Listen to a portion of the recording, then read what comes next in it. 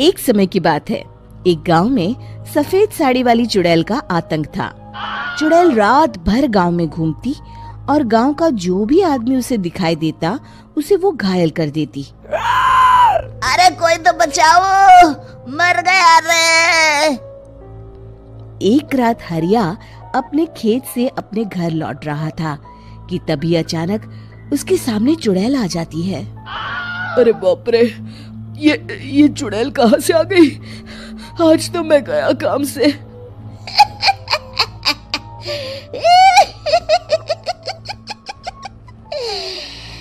आज मुझे मेरा शिकार मिल गया। अरे चुड़ैल दीदी, मुझे छोड़ दो। जैसे ही चुड़ैल हरिया की तरफ बढ़ती है, हरिया वहाँ से भाग जाता है और अपने घर के दरवाजे पे पहुँचता है। अरे भगवान, जल्दी से दरवाजा खोलो, मेरे पीछे चुड़ैल पड़ी है।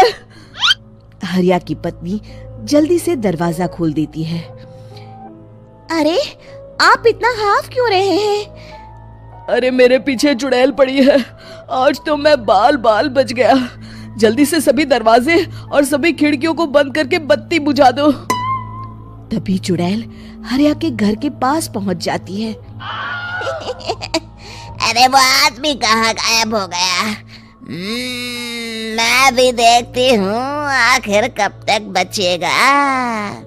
मैं अपने शिकार को इतनी आसानी से नहीं छोड़ती। इतना कहकर चुड़ैल वहाँ से चली जाती है। वहीं दूसरी तरफ हरिया और उसकी पत्नी दोनों अपने घर की खिड़की से ये सब देख रहे होते हैं। अरे बाप रे, ये तो बड़ी डरावनी चुड़ैल थी। अगले दिन ये बात आग की तरह पूरे गांव में फैल जाती है और धीरे धीरे लोग चुड़ैल के डर के मारे शाम होते ही अपने घरों से बाहर निकलना बंद कर देते हैं। कुछ दिनों के बाद भाई, मैंने तो इस चुड़ैल के डर के मारे रात को अपने खेतों को पानी देना बंद कर दिया है। कहीं मेरी फसल सूख गई तो मैं तो कहीं का नहीं रहूंगा। साहूकार का कर्जा कैसे चुकाऊंगा? अरे भाई, पूरे गांव वालों का यही हाल है। पता नहीं ये चुड़ैल हमारे गांव में कहां से आ गई। फिर एक दिन गांव के पास वाली नदी के किनारे एक बहुत बड़े तांत्रिक के आने की बात कुछ गांव वालों को पता चलती है। वो लोग जाके ये बात गांव के मुखिया को बताते हैं। मुखिया जी, नदी के किनारे एक बहुत ही पहुंचे हुए तांत्रिक बाबा आए हैं। हमें उनसे मदद मांगनी चाहिए। मैंने सुना है वो बड़े बड़े भूतों और चुड़ैलों को अपने वश में कर लेते हैं। मुखिया जी सभी गांव वालों को लेकर उस तांत्रिक के पास पहुंच जाते हैं। ओम फट स्वाहा, ओम फट स्वाहा। तभी तांत्रिक अपनी बंद आंखों को खोलकर कहता है, क्या बात है? तुम सब लोग यहाँ क्यों आए हो? मुखिया जी उस तांत्रिक को सारी बात बता देते हैं। अच्छा, तो ये बात है। और तांत्रिक अपनी आंखों को बंद कर लेता है। मैं देख रहा हूँ तुम्हारे पूर्वजों ने बहुत पाप किए थे, जिससे ये गांव अब श्रापित हो चुका है। उसी के फल स्वरूप तुम्हारे गांव में चुड़ैल आई है। ये चुड़ैल बहुत खतरनाक है, ये किसी को नहीं छोड़ेगी। हे भगवान, मर गए रे, अब क्या होगा? तभी गांव के मुखिया जी कहते हैं, बाबा, इस चुड़ैल से हम सबको बचा लीजिए, कोई तो उपाय होगा। इसका सिर्फ एक ही उपाय है। सभी गांव वालों को बारी बारी हर दिन अपनी आधी फसल उस पहाड़ी के ऊपर बनी काली गुफा में छोड़ के आनी होगी। तभी उस चुड़ैल की भूख मिटेगी और श्राप का प्रभाव खत्म हो जाएगा और तुम सब जिंदा बच जाओगे। सभी गांव वाले उस तांत्रिक की बात को मान लेते हैं और वहां से चले जाते हैं। फिर अगले दिन से रोज उस गांव के लोग बारी बारी से अपनी आधी फसल उस काली गुफा के पास जाकर रखाते। कुछ दिनों बाद हरिया की बारी आती है। बाप रे, आज तो मेरी बारी है उस काली गुफा में जाने की। क्या करूं, वो तो बड़ी खतरनाक चुड़ैल है। मेरे तो हाथ पैर कांप रहे हैं। फिर हरिया डरते डरते अनाज की बोरियां अपनी बैलगाड़ी में लाद देता है। तभी हरिया की पत्नी उससे कहती है, देखो जी, संभल के जाना और किसी भी हालत में शाम होने से पहले वापस आ जाना। उस चुड़ैल का कोई भरोसा नहीं है जी। हरिया बैलगाड़ी में बैठते हुए कहता है, भगवान, मैं क्या वापस आऊंगा? लगता है अब तो मेरी खबर ही आएगी। इतना कहकर हरिया वहां से चला जाता है।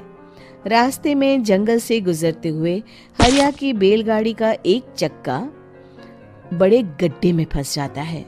हे भगवान, अब ये क्या मुसीबत है? हरिया नीचे उतर के पूरी ताकत से अपनी बैलगाड़ी को गड्ढे से निकालने की कोशिश करता है।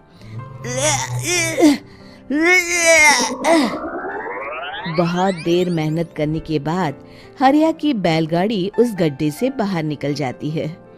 हे भगवान, अब तो शाम होने वाली है। आज तो मैं गया काम से। जैसे तैसे हरिया काली गुफा में पहुंच जाता है। अरे मर गया रे, यहाँ तो चारों तरफ डरावना माहौल है। मैंने यहाँ आने में बहुत देर कर दी, कहीं चुड़ैल नाराज ना हो जाए।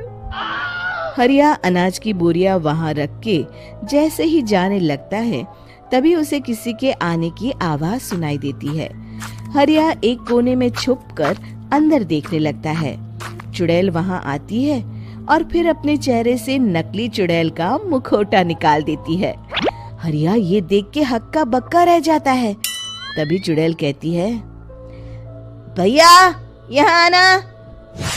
आज तो बहुत अनाज आया है, इसे मिलाकर अब हमारे पास ढेर सारा अनाज जमा हो गया है। कल ही हम इसे शहर में बेच आएंगे और माला माल हो जाएंगे।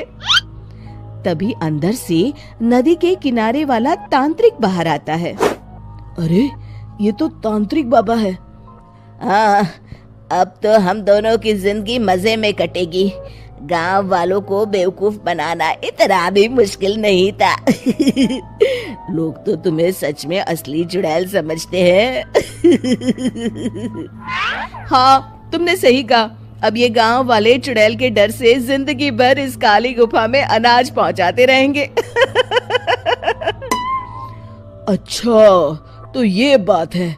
ये दोनों पूरे गांव वालों को बेवकूफ बना रहे हैं। अभी जाकर सबको बताता हूँ। हरिया उन दोनों की पूरी बातें सुन लेता है और जल्दी से वापस गांव में आता है। गांव वालों को पूरी बात बता देता है। इससे पहले वो दोनों हमारा अनाज लेकर शहर जाए, हमें उन दोनों को पकड़ना होगा। उधर दूसरी तरफ नकली तांत्रिक और नकली चुड़ैल बनी औरत एक बड़ी गाड़ी में सारा अनाज लाद के वहां से निकलने की तैयारी कर रहे होते हैं। जल्दी करो, इससे पहले हमें कोई देख ले। हमें यहाँ से निकलना होगा। और तभी वो दोनों देखते हैं कि सामने से सभी गांव वाले अपने अपने हाथों में मशाल लेके आ रहे हैं। दोनों बुरी तरह डर जाते हैं। रुक जाओ, तुम दोनों का भांडा फूट चुका है। अरे मर गए रे, ये गांव वाले कहाँ से आ गए? तुमने क्या सोचा इतनी आसानी से यहाँ से निकल जाओगे? ये अनाज हमने अपने खून पसीने से दिन रात खेतों में मेहनत करके उगाया है। दोनों मुखिया जी के पैरों में गिर जाते हैं। हमें माफ कर दीजिए, हम दोनों एक नंबर के कामचोर हैं। बिना मेहनत किए पैसे कमाना चाहते थे। हाँ हाँ, अब हम आगे से मेहनत मजदूरी करके पैसे कमाएंगे। हमें कुछ मत करना, हमें छोड़ दीजिए। इतना कह के दोनों गांव छोड़ के भाग जाते हैं और सभी गांव वाले फिर से खुशी खुशी रहने लगते हैं।